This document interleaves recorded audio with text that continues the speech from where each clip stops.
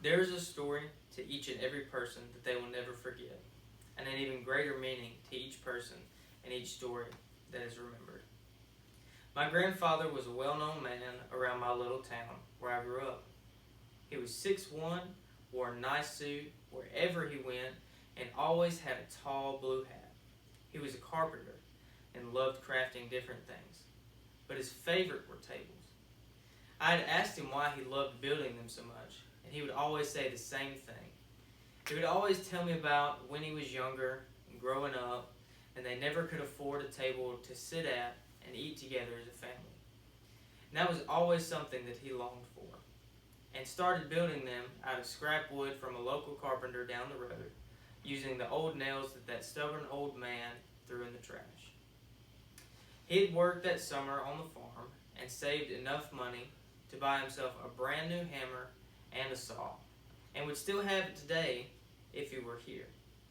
He had told me a few months before he passed that he would build one for me and my fiance when we got married as long as I would help him. I showed up every day after work around 5:20, and as I walked it in the door, I'd hear him say, "It's about the time you got here." I'd always reply back, "I love you too, Grandpa." I learned so much from him and all the techniques that he learned throughout the years, and loved every minute I spent with him and wouldn't change anything about it, even if I was always the one forgetting where the tools went.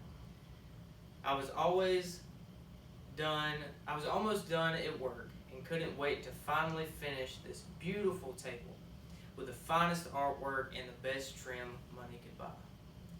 As I got a call saying that my grandfather was in the hospital. He had had a stroke and wasn't sure if he was going to live.